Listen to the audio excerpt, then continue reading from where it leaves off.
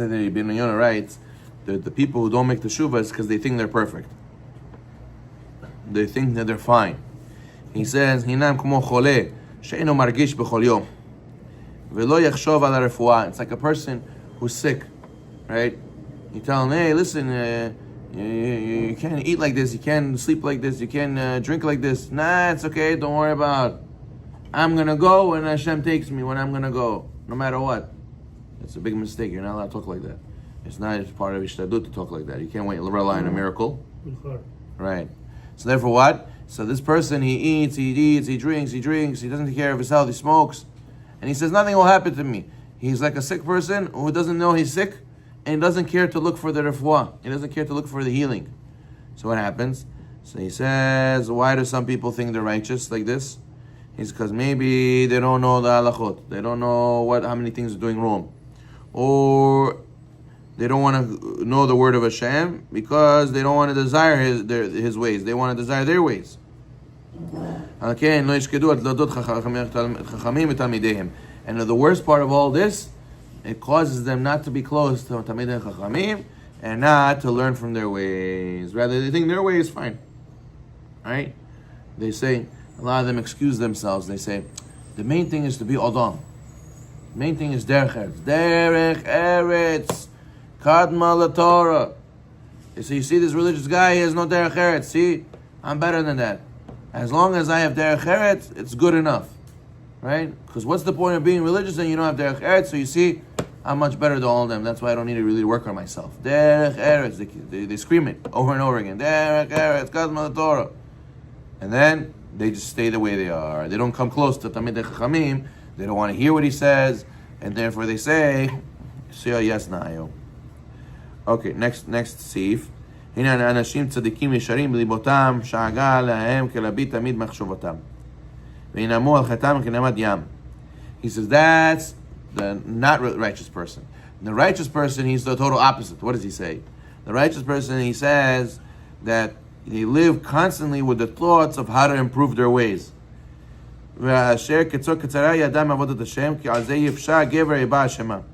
Whenever they make a mistake in the service of Hashem, they right away think about it tremendously. They right away get nervous about it. They get distressed from it. Therefore he says, as if he did one of the greatest sins. Right? So as the Gemara says in Yishalmi,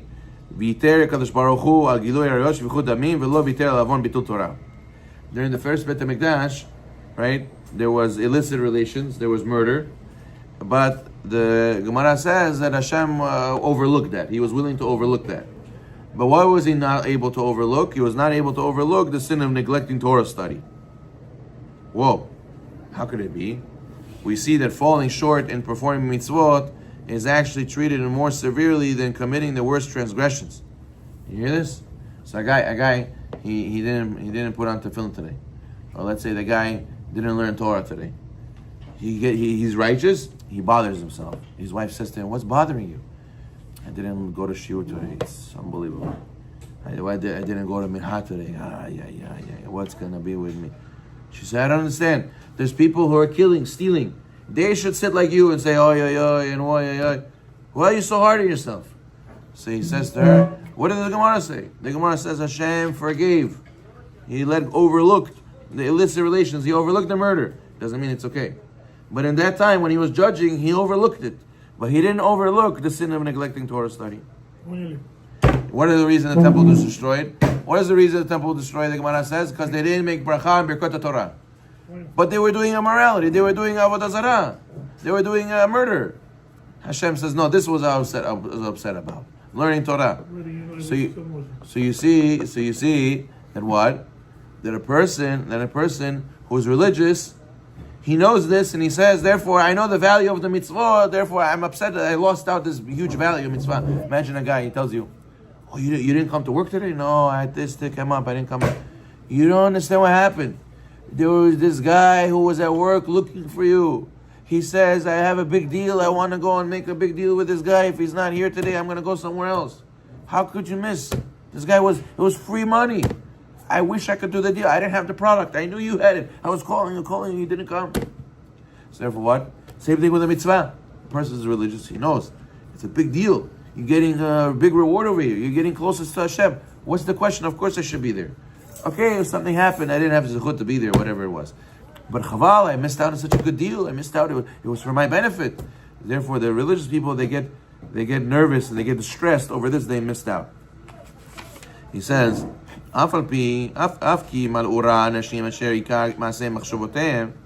he says, surely we're filled with evil. Then these people who the bulk of their activities and thoughts are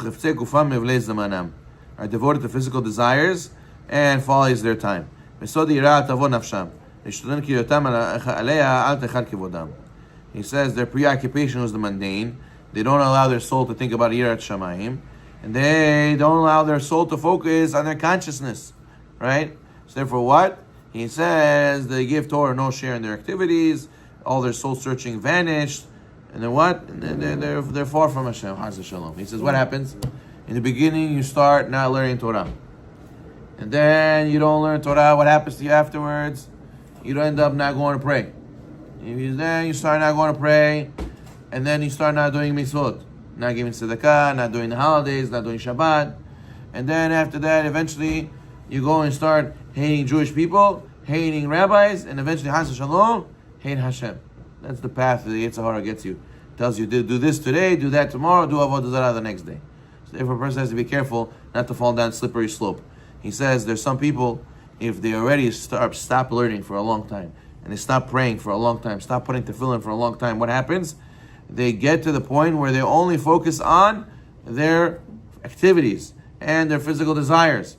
We stopped the guy the other day, right? We had a mincha outside somewhere. We say, hey, come, we have mincha. No, I can't pray mincha. And then we see him, he goes inside and he's sitting on the table right there. He didn't have to go anywhere really, he was just sitting there on his phone. And he said, no, I can't pray mincha. He's got to the point already, he didn't pray so many times, like, hey, I could do it, but I don't want to do it anymore. It's not for me anymore. Right? It's not for me. So therefore, a person has to know, you could get to such a point where your neshama is so far from all this, that all your soul searching, you don't give Torah any share in your activities, all you're looking about is what? When's my vacation? When's my next lease? When's my next restaurant? When is my next this? When's my that? Everything just desires. What about Torah? Give a few minutes for Torah, a few minutes for praying. Nah, it's not for me. Leave me alone. It's okay. You take the bracha. I don't need the bracha. What happens? That's because of the bad habit that you built. Good morning. The sages say in Masechet Avot, Ben Shishim Nezikna, 60-year-old reached the age of old age. Ben Shivim Neseva, 70-year-old reached ripe old age. Ben Shmonim Negevorot, 80-year-old reached the age of strength. Ben Tishim Lasuah, 90-year-old reached the age of prayer. Ben Me'ah, if you reached 100, Kilo Avar Batem Min Haolam. He's so weak, it's as if he already passed away. He's not from this world. What is the point of teaching us this? To teach you about Teshuva. And then once you reach the age of 60, you reach the age of old age. And therefore a person has to be careful not to do Teshuva only when he reaches this time. You have to do Teshuva before he reaches that age. But once you get to the age of 70, then you have to go and remove yourself from matters of this world even more. And therefore what? And therefore you see that the Mishnah is telling you people have desires, and then when you have these desires, it's very easy to push it off to later. But then later, you get older, it's much, much harder. As King Solomon said in regards to someone who's getting old, he says, even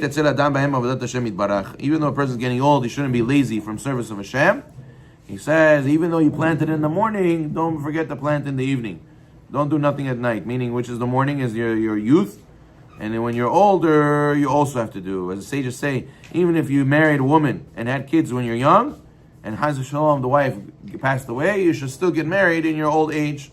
Even if you had students when you were young, you should still have students when you're older. Because you don't know who's going to be more successful, the young ones or when you were old. So you see that a person should never give up, and he shouldn't think, oh, there's a time later when I'll be able to do these things, or there'll be only when I was younger I was able to. No, even when you're older, never say never. As the sages tell us, what do the Jewish people say? What did Hashem say to the Jewish people when they were receiving the Torah? He says, if you accept the Torah, good. Vimlo, Sham te'eh kvoratchem. Over there will be your burial. In grammar, you don't say sham. It's not proper to say over there. You should say po, over here. So what do they say? So they just say, there's a sickness called sham. Yeah, Yisrael, you hear this? There's a sickness called sham. Sham means over there. You tell a guy, do this. You're right. Patom, after. There, over there. I'll do sham aniyas. Sham. The guy smokes, right? So he goes, when I get married, I'll stop. He gets married. No. From when I have my first kid, then I'll stop. Oh no, when he gets older, he goes to school, I'll stop. Sham, over there, all his life, over there. He says, sham.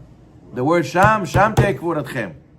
The word sham over there, that's what buries you alive spiritually. When you always push patom. A person says, if not now, so when? Hashem said, be careful. If you accept the Torah, good. If you don't accept the Torah in Har Sinai, what? Sham te'eh kvoratchem. Over there, when you think you can live life without Torah, over there you'll get buried. And then you'll come back to the Rabbi, my son, he's off derech, please help me. Rabbi, my wife, we have shalom bayit. Rabbi, parnasat tova, what's going to be parnasat tova? You bury yourself over there, you think you can run and live life without the Torah, then you crash, and then you come back, and Hashem says, I'm still waiting for you. Baruch Olam.